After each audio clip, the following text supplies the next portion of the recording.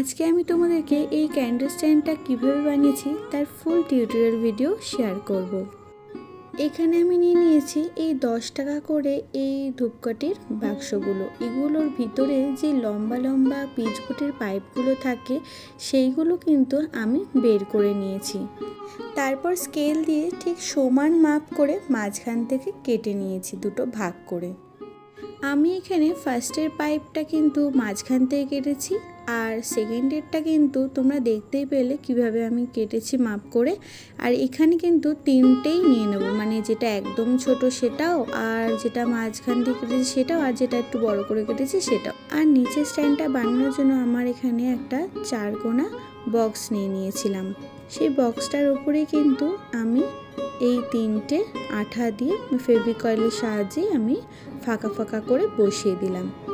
তোমরাও কিন্তু চেষ্টা করো এই রকম একটা শক্তপোক্ত বাক্স নেওয়ার নিচের স্ট্যান্ডটা বানানোর জন্য, কারণ নিচটা যদি হালকা হয় তাহলে মাথার ওপরটা যেহেতু আমরা ক্লে দিয়ে করব, ক্লে সাধারণত একটু ভারী হয়, তো এটা উল্টে পড়ে যাওয়ার সম্ভাবনা থাকবে। আমি এখানে মোল্ডেড ক্লে নিয়ে নিয়েছি, আর এই ক্লেটাকে ব্যবহার করার আগে কিন্তু হাতটা আগে একটু পাউডার দিয়ে নেবে, নাহলে কিন্তু পুরোটাই হাতে আটকে যাবে।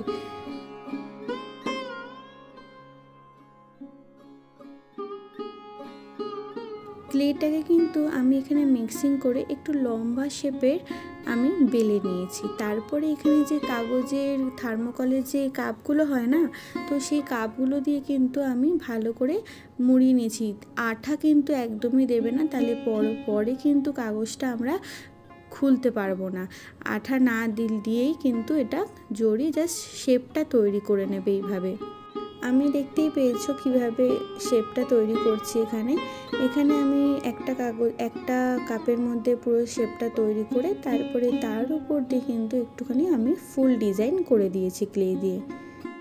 এখানে আমি 4টে পাপড়ি দিয়ে একটা ডিজাইন করছি নিজের মতো করে।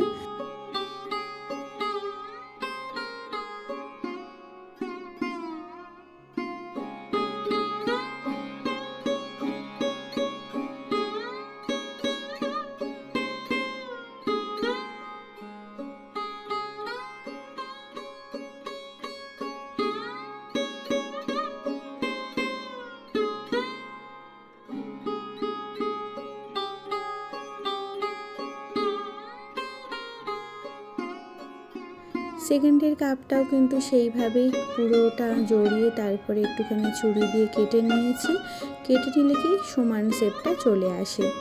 বাটির সাইডের পার্টটা তো হলো, এবার নিচের পার্টটাও এভাবেই আমি বানিয়ে নিয়েছি। কাপের মাপ নিয়ে কেটে তারপরে এইভাবে সাইডের সাথে অ্যাডজাস্ট করে দিয়েছি। তোমরা একটা জিনিস লক্ষ্য করে দেখো, আমি কিন্তু কোনো রকম আঠার ব্যবহার করিনি এই অ্যাডজাস্টটা করার সময়। এইভাবে কিন্তু আমি 3টে বানিয়ে নিয়েছি।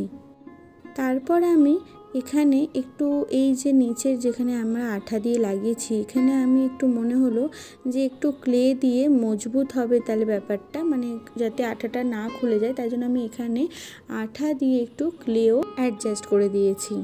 এতে স্ট্যান্ডগুলোর একটু মজবুতটা বেড়ে গেল। তারপর আমি নিজের মতো করে এখানে একটু লতানো পাতার ডিজাইন দিয়ে দিয়েছি।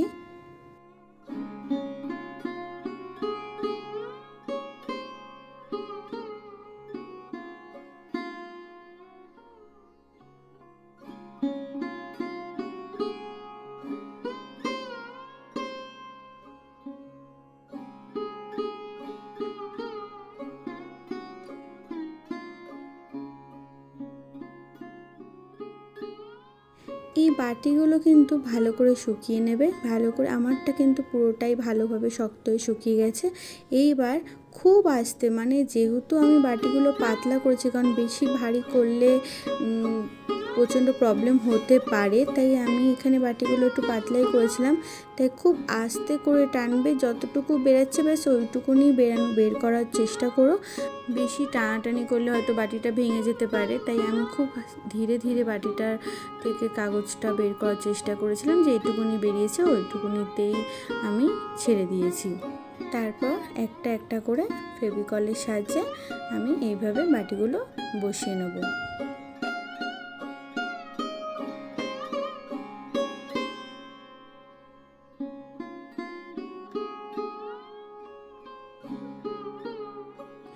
আধা ঘন্টা 1 ঘন্টা রাখার পরেই কিন্তু তোমরা রং করতে ধরো, কিন্তু তার আগে হয়তো বাটিটা খুলেও যেতে পারে না ভালো করে শুকালে। তাই আমি প্রায় 1 ঘন্টা মতো রেখে তারপর রং করেছি। আমি এখানে ব্ল্যাক কালার করব, তো ব্ল্যাক কালারটা আমার একটু খুব টাইট ছিল, তাই আমি কালার মিডিয়াম দিয়ে আমি এখানে একটু পাতলা করে নিয়েছি। করে আমি এবার এটা হালকা হালকা করে কালার করতে থাকবো।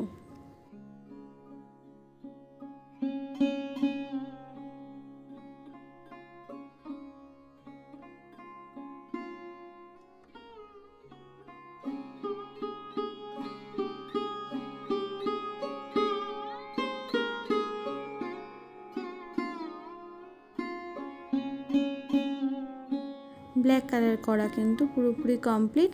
এবার একটু কালারটা শুকানোর পরে এখানে আমি গোল্ডেন শেডটা নিয়ে নিয়েছি। এখানে আমি একটুখানি স্পঞ্জ ইউজ করছি। এইভাবে খুব হালকা হালকা করে স্পঞ্জটাকে একটু ডিপ ডিপ করবে, কারণ সবে সবে আমি এটা লাগিয়েছি, হতে পারে ভেঙে যেতে পারে, এই ভয়ে আমি একটুখানি খুব হালকা খুব লাইট একটা প্রেশার ইউজ করেছি এর মধ্যে। কাজগুলো কিন্তু খুব সূক্ষ্ম কাজ, তাই একটু হালকা একটু ধৈর্য নিয়ে কাজগুলো করবে।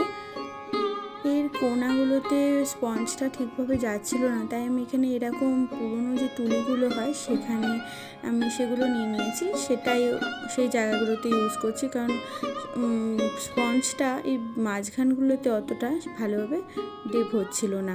তো আমি এখানে এই পুরনো তুলিটা ব্যবহার করছি। তারপর একটু মিরর সেট করে দিয়েছি, যাতে যখন মোমবাতিটা জ্বলবে তাতে একটু লাইট ফ্ল্যাশ হবে, তো ভালো লাগবে দেখতে।